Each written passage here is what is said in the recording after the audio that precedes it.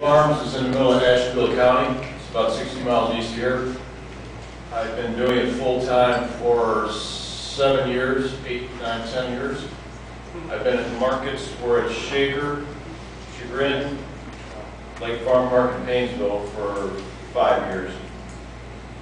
We raise grass-fed beef, and we're going to start doing heritage breed hogs just in about a month. Just finished setting up for that. We also do music festivals and cook our meat at 3- and 4-day festivals, which is kind of fun to get off the farm. If anybody here's been to a music festival, and smoke a lot of grass. Best part is when it starts raining. About half an hour later, they come sit because they're hungry. So I've been doing the markets 5 years, and I didn't do it. I'm not a foodie. I grew up. We had a garden as big as this room. We put all our food in.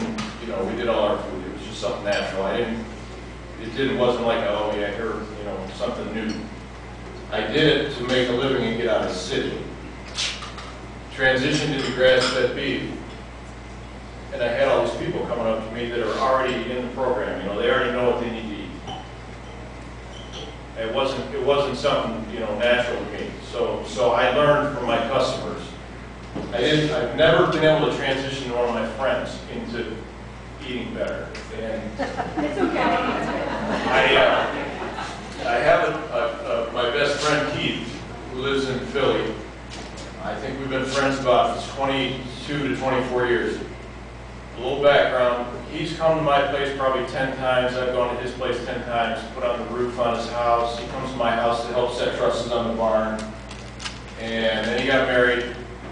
We kind of we didn't lose touch, but we haven't been doing that week-long work thing together.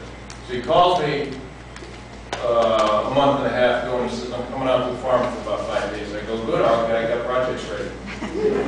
And he shows up, and he's always been a big guy. His mom calls him, she says it's thick. Well, he gets out of his car, and he's 360 pounds. I walked up to his car, and he's touching the steering wheel. And it hit me that he's not going to be around for retirement. And what have I done, So that was Tuesday morning. And he grabs his clothes, he gets up to the top of the steps of my house. It's like this high, 12 steps up, and he's huffing and puffing. I go, what's the matter? He goes, well, I'm on blood pressure medication, I'm fat, and I'm on Nexium for my stomach. Where did I fail? So we worked all week, poured concrete. I'm watching him get up and down off the ground. It's like 15 degrees out a month ago. And I said, what am I going to do? So Saturday night, I put in Food Incorporated, which I don't see once. I've been to Keith's house, sat there with his wife, pulled stuff out of the pantry and go, let's see, MSG, high fructose corn syrup, great. That's not in one ear and out the other. So I put the movie in, and also his brother came Thursday night, who's a doctor and a cancer survivor, so he's a little more receptive. So we put this movie in, and who's here seen it? Okay, good. Well, I've seen it once, I know all this stuff, but I'm waiting to see what they're going to be receptive to.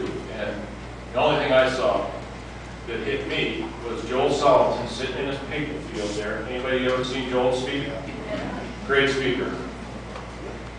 He's sitting there in his hat and his 1981 glasses, and he says,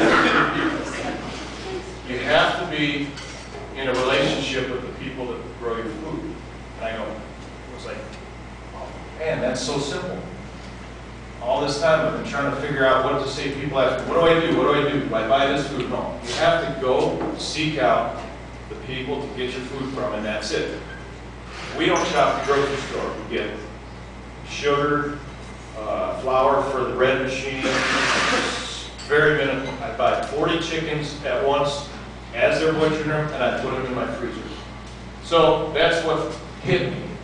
We got done with the movie. His brother jumped up, got on the internet, found markets by their house, and I felt like that was an aha moment, you know, for me. All this struggle and effort. And what is it to do this is you got to go and seek out the people to get your food from. Everybody, you guys may all know that already, but I didn't. I've been doing it, but I didn't know that that's what you. It's simple, crystal clear. You have to know the people you get your food from. So what's your vision for your farm? Vision for my farm, I will, in 20 years, I'll have all the rest of the houses on the property rebuilt. It'll be a viable enough business to sell somebody else, and I'm going to either Colorado or New Hampshire.